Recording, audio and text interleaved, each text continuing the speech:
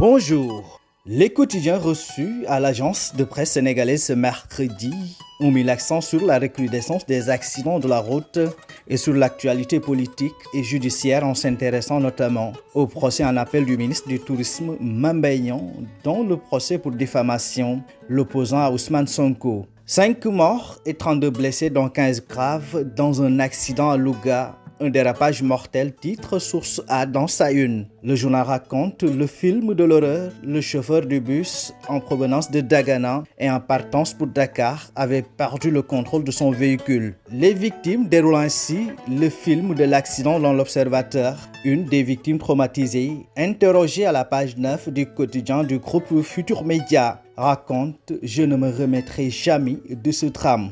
L'As, tout comme Libération, dans leur livraison du jour, se font l'écho du bilan macabre de cet accident près de Louga.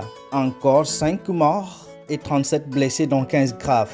Et quid des mesures prises par l'État du Sénégal? Le journal La Tribune parle de laxisme de l'État dans l'hécatombe des routes. Le quotidien du groupe des médias fait un focus sur les grands axes de la mort. L'axe Kaolack-Tambacounda. Tamba Bakel arrive en tête du triste peloton. Louga-Linguère en deuxième comptabilise pour la seule année 2022 pas moins de 45 décès. Le destin d'Ousmane Sonko devant la cour d'appel lundi prochain. Et les quotidiens n'ont pas manqué non plus de commenter la célérité qui entoure ce dossier. Vox Populi parle de procès en appel fast-track le 17 avril. 2 semaines après le jugement en première instance, cadence accélérée de Dame Justice, une pilule difficile à avaler pour les avocats du leader de Pastef, qui d'ailleurs craignent pour leurs clients. L'Observateur, dans un style sarcastique, évoque l'appel du 17 avril. Sonko, Mame Mbaye Niang enrôlé en mode éclair, commente les Échos, une célérité qui dépasse celle portant sur l'affaire Khalifa Ababacar Sall.